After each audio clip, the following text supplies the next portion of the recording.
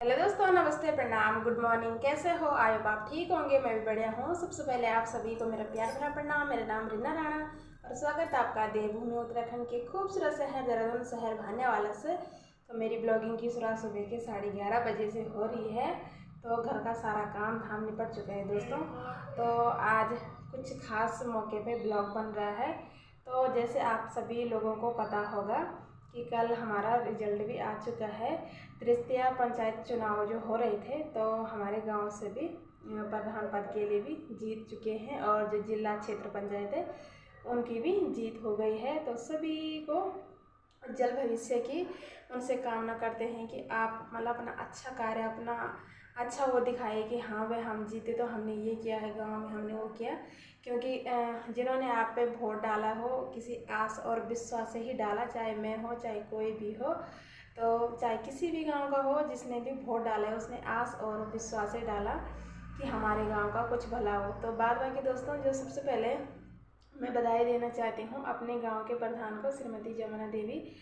तो आप सभी को मतलब तहे दिल से बहुत बहुत बधाई है। और उसके बाद हमारे जो जिला पंचायत सदस्य बने, जैसे आप लोगों को सभी को पता है कि हमारे जिला पंचायत सदस्य 2200 वोटों से जीते हैं। 2200 वोट कम नहीं होते हैं। और वो है श्री विजयपाल सिंह रावत जी, जो कि हमारे बड़े भैया है और मेरी माई के साइड से हैं। तो मतलब मेरा ससुराल का जिला भी उसी साइड में आता है, तो इसलिए हम ससुराल से भी हमारा वोट उधर ही गया है। तो हम भी गांव जा रहे थे वोट देने, आप लोगों ने देखा होगा वीडियो के माध्यम से। और भाई विजयपाल रावत को भारी से भारी मतों से अभी विजय प्राप्त हुई है, तो उनको दिल की गहराइयों से उनको बधाई देना चाहते हैं हम।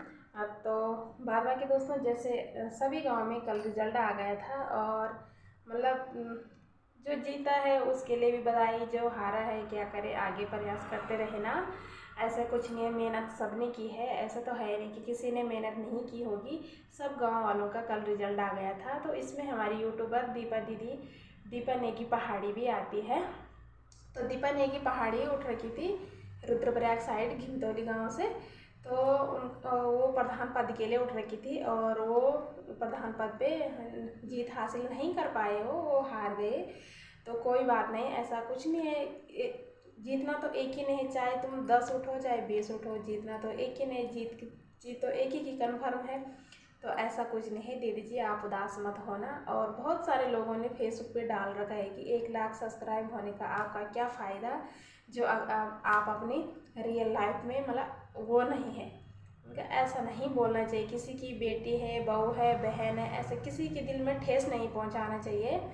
अगर तुम चाहे उस दीदी ने अपना ब्लॉग डाल दिया, चाहे उसने अपने मन से वो हंस रही है बोल रही है, पर उसके मन में फिर भी दुख तो होता ही है कि यार मैं कैसे हार गई, चाहे कोई भी हो। ऐसा नहीं बोलना चाहिए, किसी के मन को ठेस नहीं पहुंचानी चाहिए।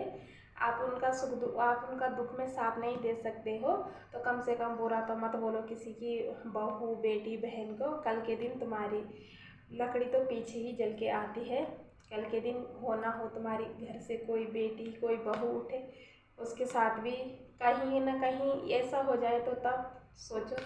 कभी भी किसी की ऐसा वो नहीं करना चाहिए। ऐसे मुश्किल घड़ी में ऐसा किसी को ऐसा नहीं बोलना चाहिए। इतने सोशल मीडिया पे आप उनका पोस्टर बना के डाल रहे कि दीपा नेगी पहाड़ी जो 1 लाख सब्सक्राइब होने के बावजूद भी हार गई। 1 लाख सब्सक्राइबर थे उनके, पर वो अपने गांव के नहीं है, वो बाहर से है। हम हो चाहे कोई भी हो, 1 लाख सब्सक्राइब अगर उनके अपने गांव से होते तो ऐसा कुछ नहीं होता है। अपने अपने अलाना फलाना कुछ नहीं, अपने गांव के लोग, अपने हमारे हो चाहे कोई हो, किसी के भी हो, तो अपने यहाँ के लोग जो भी होते हैं वो किसी को आगे बढ़ने नहीं देते हैं और पीछे टांग खींचने की कोशिश ज़रूर करते हैं। तो कल ही देखो, जैसे उनका रिजल्ट आया तुरंत वैसे फेसबुक में किसी ने उनकी पोस्ट अपलोड कर दी। तो क्या क्या ज़रूरत थी, आपने किया ना, क्या बोलते हैं उसमें, आग में घी डालने का काम किया ना आपने। तो बहुत अच्छी बात, कोई बात नहीं, ऊपर वाला सब देखने वाला है। ऐसे कभी किसी के लिए नहीं बोलना चाहिए। आज आदि पनेगी की बार है, कल होना हो तुम उस घड़ी में खड़े हो। समय का चक्र किसी को पता नहीं है कि कब लौट के आते। किसी को अपनी जुबान से मतलब अपनी जुबान से किसी का बुरा मत सोचो, अपने दिल से किसी का बुरा मत सोचो। साथ देने वाला ऊपर वाला है। और जो किसी के लिए भी कुछ भी हो जाए, आज उसने ये बोले कि आज वो आदमी अलाना है फलाना है, कल वो समय का चक्र उसी की ज़िंदगी में अवश्य आएगा। ये तुम गांठ बांध के सुन लो। और चलो कोई नहीं दीपा दीदी, आप भी नाराज मत होना जो मेरी बातों से आपको ठेस पहुंचा होगा। तो सभी ग्रामवासियों को मेरी तरफ से हार्दिक शुभकामनाएं और आपके उज्जवल भविष्य की शुभकामनाएं करते हैं। और हमने हो चाहे किसी जनता ने जब आप पे वोट डाले तो किसी उम्मीद और किसी मतलब नई उससे वोट डाले कि नई उम्मीद जागी है लोगों के मन में, तो इसलिए वोट डाला है। तो आप उन उम्मीदों पे खरे उतरे और अपनी हमारी जो समस्या है गांव की उसका समाधान अवश्य करें। हम अपने ग्राम प्रधान से निवेदन करते हैं, जो कि आप लोगों को भली भांति से पता है कि हमारी ग्राम सभा में क्या है, क्या समस्या है। तो ज़्यादा शब्दों में बयान न करके आपको मैं यही बोलना चाहती हूँ कि जितनी भी हमारी ग्राम सभा में समस्या है उनका समाधान करें। और हमने आपको वोट दिया, आप जीत गए, आपने जीत हासिल कर दी। तो बहुत बहुत धन्यवाद आप लोगों का भी और सभी का जिन्होंने जीत हासिल कर दी। तो बहुत बहुत धन्यवाद। और सभी से मैं यही बोलना चाहती हूँ कि जो भी अपने गांव में प्रधान, जिला पंचायत, क्षेत्र पंचायत उठे तो लोगों ने भरोसा ही करके जिताया है कि ये कुछ कर पाएंगे। तो इसलिए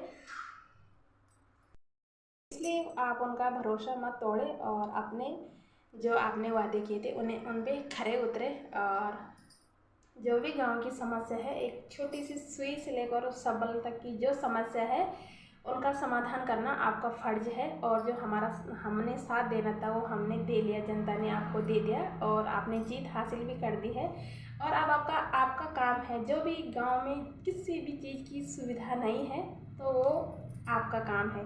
तो अगर किसी भी क्षेत्र में किसी भी उसमें आपने अच्छा काम किया, अच्छा हो गया, तो दोबारा क्या पता कि आपको निर्विरोध रख ले, चाहे किसी भी ग्राम सभा में हो।